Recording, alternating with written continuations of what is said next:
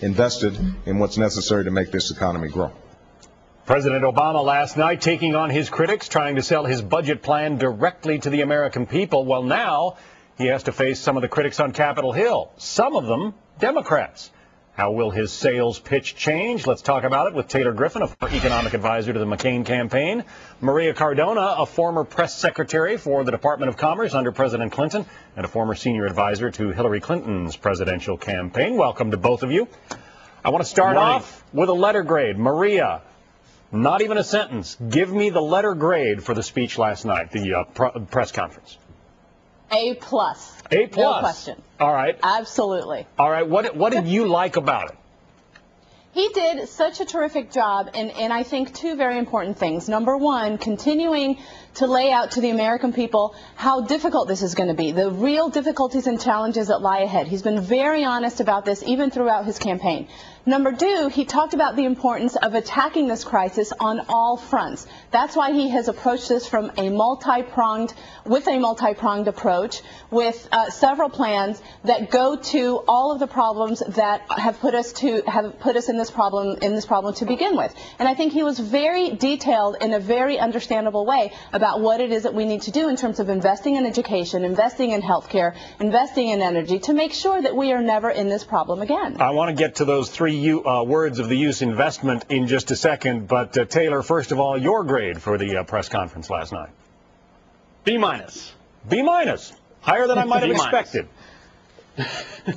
Well, I think that on the style and the substance, Obama did very well. He's good at this, frankly.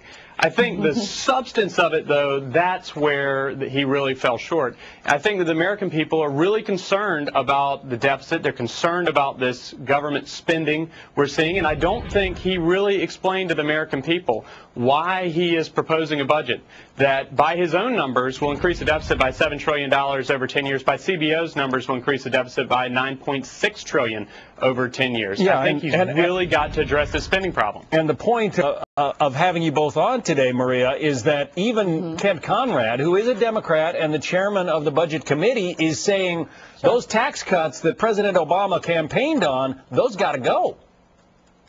Well, but even Kent Conrad said that he was very optimistic that he was going to be able to keep the president's biggest priorities. Look, the administration said, and the president said himself last night, that they never expected for Congress to photocopy the budget that they sent to them and just vote on it. Yes, he understands and he completely expects for this to go through the legislative process. During that process, there will be discussion. It starts today, as you mentioned before. He will make sure to make the point that his priorities need to continue to be in there in the biggest way possible. These are the priorities that make sure that grow our economy in the years to come, that make those investments in education, in healthcare, in energy, but to also make sure that this economy, the middle class and businesses have the credit necessary to continue making their investments that they need to do to make sure that they grow in the years to come. Taylor, Maria is using the word investments, and the president used that word a lot last night. Invest in this, invest in that. Some people call it investing. Some people call it deficit spending.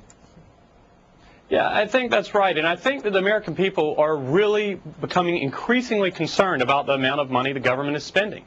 We've had to bail out these financial institutions on Wall Street. We've had to do a lot to put our economy back into the shape it needs to be in and to get credit markets moving again. We've still got a long way to go there. We've had to spend a lot of money. And then on top of that, we're increasing government spending even more with all kinds of new government programs.